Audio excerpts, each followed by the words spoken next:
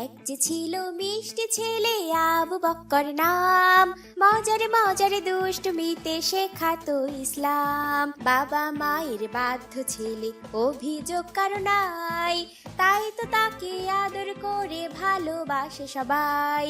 আবু বক্করের সাথে ইসলামের পথে। বাবা আবু বকর, বাংলা ইংরেজি তো শেষ, এবার অঙ্ক দাও। আজ বাড়ির কাজ কি দিয়েছেন? তাড়াতাড়ি অঙ্কটা শেষ করেই আমরা রাতের খাবার খাবো ইনশাল্লাহ। বাবা, আজকে তো কোনো বাড়ির কাজ নেই। আজকে তো অঙ্ক ক্লাসটাই হয়নি বাবা। কেন বাবা?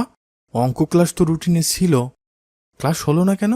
বাবা, আমাদের অঙ্ক স্যার নেই স্কুলে, এই জন্য হয়নি। কেন, স্যার কি ছুটিতে আছেন?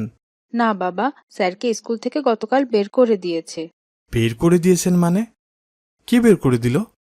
আর কেন বের করে দিল কেন?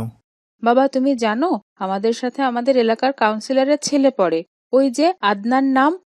হ্যাঁ, চিনি তো, ওই যে একদিন তুমি আমার সাথে পরিচয় করে দিলে যে। হ্যাঁ বাবা, ওকে নিয়েই ঝামেলাটা হয়েছিল। ও কি নিয়ে আবার কি ঝামেলা? ও কি করেছে? গত পরশুদিন আমাদের অঙ্ক ক্লাস হচ্ছিল, তারপর আজকে কে হোমওয়ার্ক আনোনি? দাঁড়িয়ে যাও। আমি গত ক্লাসে বলেছিলাম, এর পরের ক্লাসে যে হোমওয়ার্ক আনবে না তাদেরকে শাস্তি দেওয়া হবে, কারণ আজকের ক্লাসের হোমওয়ার্কটা অনেক গুরুত্বপূর্ণ।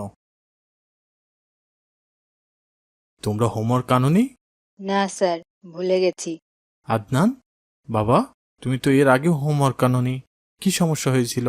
এমনিতেই ভুলে গেছিলাম, তাই আনিনি। হোমওয়ার্ক করতে আমার ভালো লাগে না। তাহলে তো তোমাদের শাস্তি পেতে হবে। আগের ক্লাসে বলে দিয়েছিলাম কিন্তু, হোমওয়ার্ক না আনলে শাস্তি দেওয়া হবে। তোমরা দুজনেই পুরো ক্লাস দাঁড়িয়ে থাকো, এটাই তোমাদের শাস্তি। না, আমি পুরো ক্লাস দাঁড়াতে পারবো না। কেন?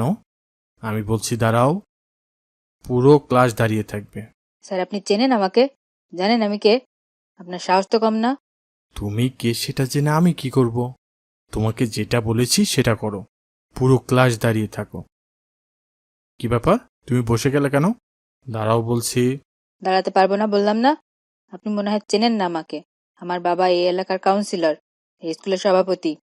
আপনি আমাকে শাস্তি দিচ্ছেন, এটা যদি আমার বাবা জানে, আপনি কিন্তু এই স্কুলে আর চাকরি করতে পারবেন না। তুমি স্যারকে হুমকি দাও? দাঁড়াও বলছি, এক্ষুনি দাঁড়াও, পুরো ক্লাস দাঁড়িয়ে থাকবে। আপনি কাজটা ভালো করলেন না স্যার, এর ফল আপনি পাবেন। আপনার খবর আছে, আমি আমার বাবাকে দিয়ে আপনার 12টা বাজাচ্ছি, দাঁড়ান। চুপ করো, তুমি শিক্ষকের সাথে বেদবি করো, দাঁড়িয়ে থাকো। অঙ্ক স্যারকে, এখানে অঙ্ক স্যারকে, কত বড় সাহস আমার ছেলেকে ক্লাসে দাঁড় করিয়ে রাখছে। এখানে অঙ্ক স্যারকে। আসসালামু আলাইকুম, আমি অঙ্ক স্যার। জি বলুন। আপনার তো সাহস কম না? আপনি আমার ছেলেকে চেনেন না? হ্যাঁ, চিনি তো। তাহলে আপনার সাহস হয় কিভাবে আমার ছেলেকে পুরো ক্লাস দাঁড় করিয়ে রাখেন? আপনার কি এখানে চাকরি করার ইচ্ছা নেই? আপনার ছেলে আজ ক্লাসে বাড়ির কাজ করে আনেনি। আমি আগেই বলে দিয়েছিলাম, আজকে ক্লাসে বাড়ির কাজ না আনলে শাস্তি দেওয়া হবে। তাই বলে আপনি আমার ছেলেকে শাস্তি দেবেন? শাস্তি দেওয়ার আগে একবার ভাবা উচিত ছিল আদনান কে, ও কার ছেলে।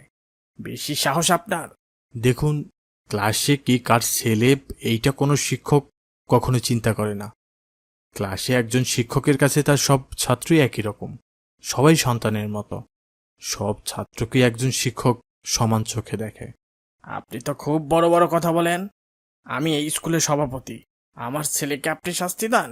এক্ষুনি বের হন, এক্ষুনি বের হন স্কুল থেকে। আগামী পরশু আপনাকে জুতার মালা পরিয়ে স্কুল থেকে বের করে দেওয়া হবে। এক্ষুনি বের হন এখান থেকে। আপনি একজন শিক্ষকের সাথে খারাপ ব্যবহার করছেন, একজন শিক্ষককে এইভাবে অপমান করছেন। আপনি জানেন একজন শিক্ষকের মর্যাদা কতখানি? খুব বেশি কথা বলবেন না।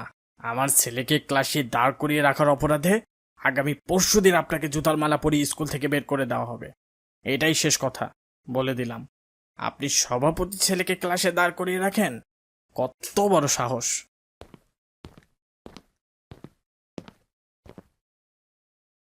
বাবা, আমার ভীষণ মন খারাপ হয়েছে।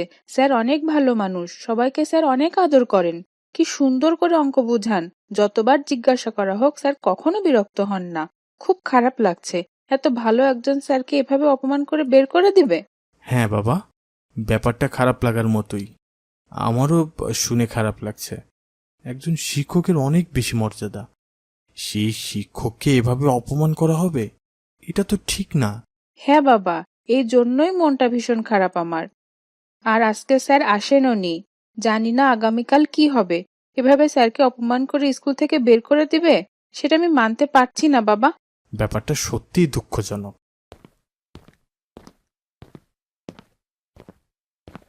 কিরে, তোর নাম কি আদনান? হ্যাঁ, কেন? তুই কি কাউন্সিলরের একমাত্র ছেলে? হ্যাঁ, কিন্তু আপনারা কারা? কি চান? তোকে মারার সুপারি আছে আমাদের কাছে। আজ তোর মৃত্যু দিবস। মার বেটারে, ইচ্ছা মতো মার মার। বাঁচাও, বাঁচাও! কে কোথায় আছো? আমাকে বাঁচাও! আমাকে মেরে ফেললো! বাঁচাও!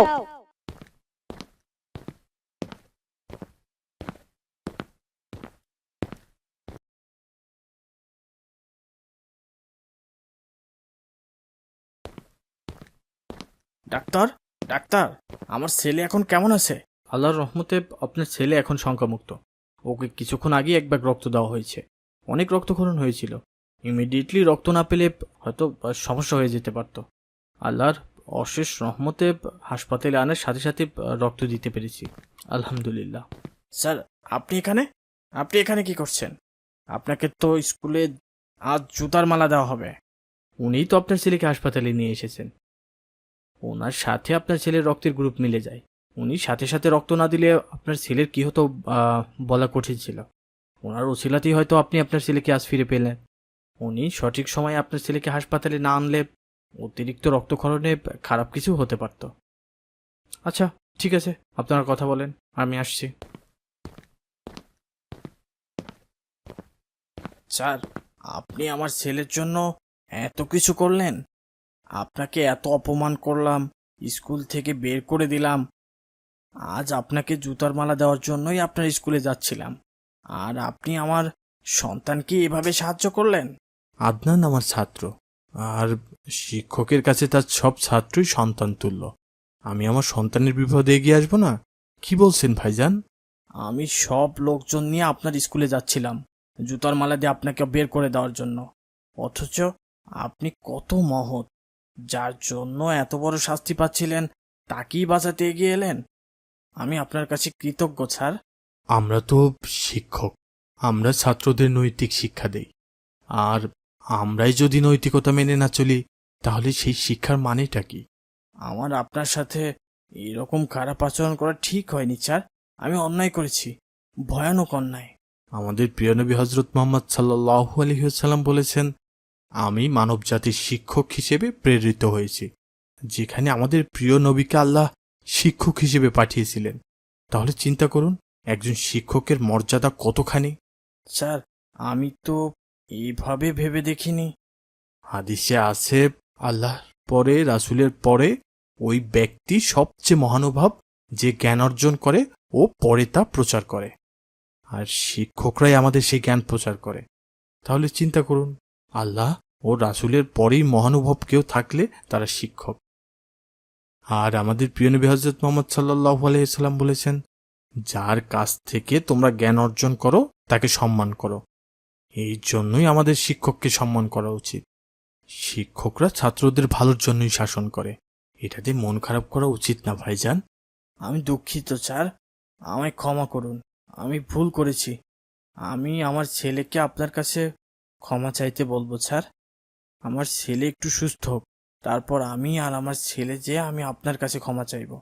আমাদের মাফ করুন স্যার। বাবা মায়ের বাধ্য ছেলে অভিযোগ কারো নাই, মজার মজার তাই তো ইসলামিক তাকে কার্টুন পেতে আমাদের আদর চ্যানেলটি করে এখনই সাবস্ক্রাইব করুন আর ভালোবাসে পাশে থাকা বেল সবাই। আইকনটি প্রেস করুন।